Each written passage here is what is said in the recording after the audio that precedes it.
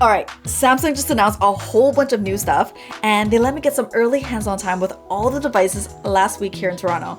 So here are my early thoughts. Let's start with the Z Flip6, which comes in 4 colors: silver shadow, mint, yellow, and blue. There's likely going to be a few exclusive colors directly from Samsung as well. While the Flip 5 has some very muted colorways, these have a little more vibrance to them, especially on the frame. The glossy finish is completely gone. This now has a full matte finish on both the back and frame. Even the black bezel strip that runs around the entire main display is now a matte finish too. They flat the sides, so you've got more surface area to grip it, but you do end up with sharper edges because of it. Overall, it's just a slightly more angular design. There's also these new color matching rings that wrap around each camera lens for an extra splash of color. It's an interesting design choice and draws a lot of attention to the dual cameras, which does get a notable upgrade. The main lens is now a 50 megapixel shooter, up from 12 on the Flip 5. The other upgrade is something a lot of Flip fans will be happy with, and it's a larger battery. This now has a 4000 mAh battery, up from 3700 on the 5. This is also the first Z Flip to include a vapor chamber,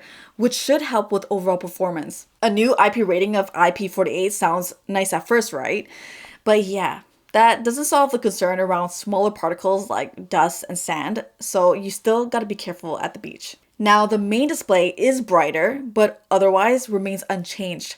The crease, where the display folds in half, looked to be about the same to me. I didn't really see much of a difference. The folder-shaped cover display is still here too. There are a whole bunch of new widgets available, including the ability to place multiple widgets on a single page, which is cool, but it doesn't look like we're getting full app support officially from Samsung.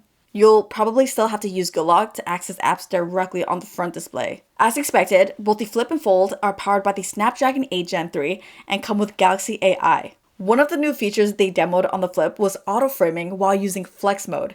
It's similar to what you typically see on a webcam, where the camera will automatically frame and follow subjects in the shot.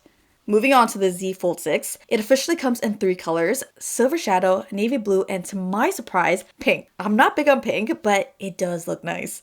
Just seeing how many people went crazy over the pink iPhone 15, it's gonna turn some heads for sure. Navy blue looks super good in person and will probably be the default option for those who prefer a darker colored phone. The silver is the hero color this year and easily my favorite.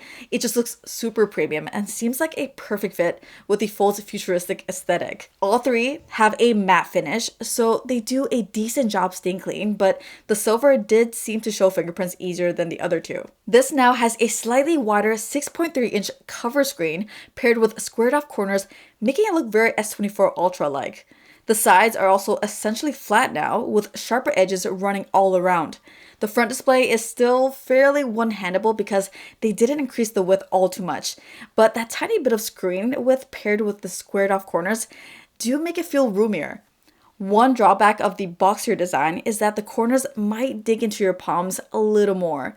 The main display is still 7.6 inches, but shares that same squared off corner design. Both the main and cover display gets a boost in peak brightness, getting as bright as 2600 nits, up from 1750. The phone is ever so slightly thinner and 14 grams lighter than last year's model. That seems to be a key focus for Samsung with each new Fold.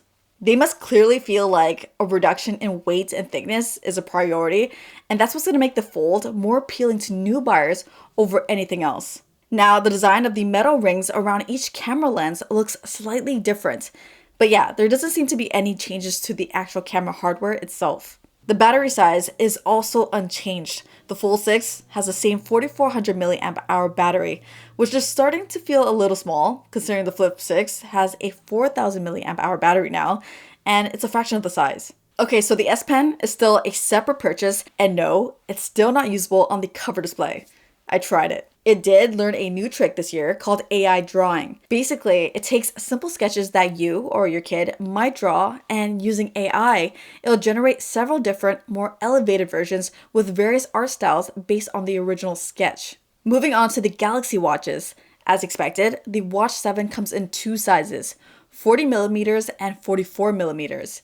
You get the smaller one in green or cream, while the larger one comes in green or silver. To be honest, the colors are very muted though, and all sort of look the same at first glance. There is a new default watch strap rocking this ripple design with tiny blue and orange stitching. It's a super familiar design, but the upgrades are mainly on the inside. First, it has double the storage, 32 gigabytes instead of the 16 that we saw on the Watch 6. Second, it now has dual band GPS, which should help improve the mapping in urban areas. And finally, it has a brand new processor, the Exynos W1000. This is supposedly a fairly big jump in processing power and efficiency. I will say, just navigating through the watch, I could immediately tell how much more responsive it was. That's always been a complaint of mine with previous Galaxy watches.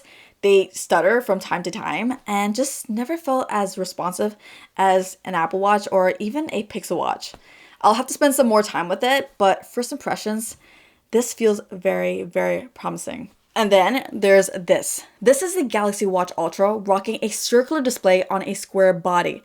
It's a very big watch, in case you couldn't tell, and at 94 grams, it weighs almost 3 times as much as the 44mm Galaxy Watch 7. To justify the higher price, they're using the grade 4 titanium instead of aluminum, and it comes in 3 colors, gray, white, or silver, paired with a thicker, sportier band.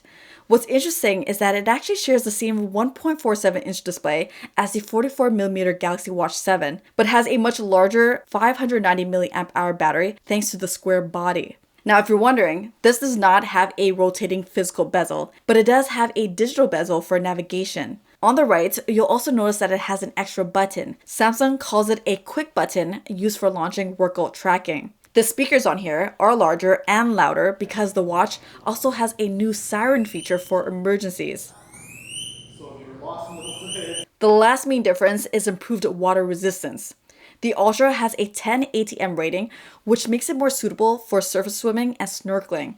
Samsung also says it has a wider operating temperature range and a high altitude guarantee of up to 9,000 meters. So yeah, this is clearly Samsung's response to the Apple Watch Ultra. And finally, there's the Galaxy Buds 3 and Buds 3 Pro. This is a pretty dramatic switch up and kind of unexpected. I just hope Samsung is ready for the AirPod knockoff jokes because they're coming. Both the Buds 3 and Buds 3 Pro will come in white and silver. I didn't get to see the white in person, but if you ask me right now, the silver is the one to get. It looks really nice in person and would pair perfectly with that silver Fold6. The stem actually has a triangular shape with a tiny blue or orange accent on the bottom. I've never been a big fan of the stem design, but I can't deny how much easier they are to handle during day-to-day use.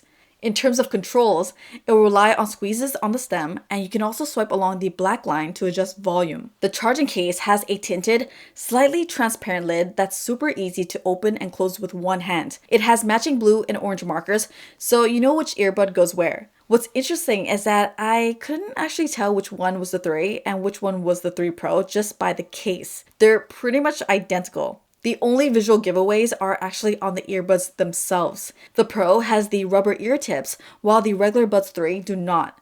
The Pro also has these new Blade LED lights, no lights on the non-Pro Buds 3. The other main difference is that the Pro will have better sound quality thanks to dual drivers versus the single driver on the regular Buds 3. Both have an upgraded IP57 rating, so these will do a better job keeping dust out. Surprisingly, battery size is actually smaller on the earbuds themselves compared to the last gen, but these will apparently get better battery life overall. Anyways, that's my quick overview of all the new products.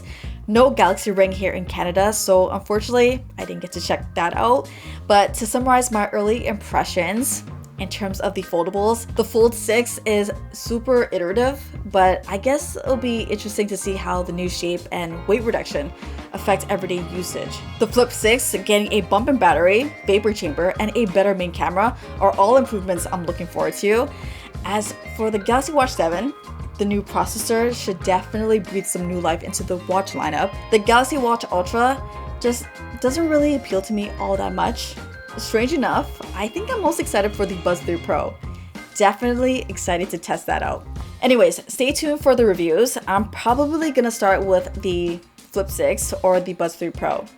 As usual, thank you so much for watching. Until the next one, I'm out of here.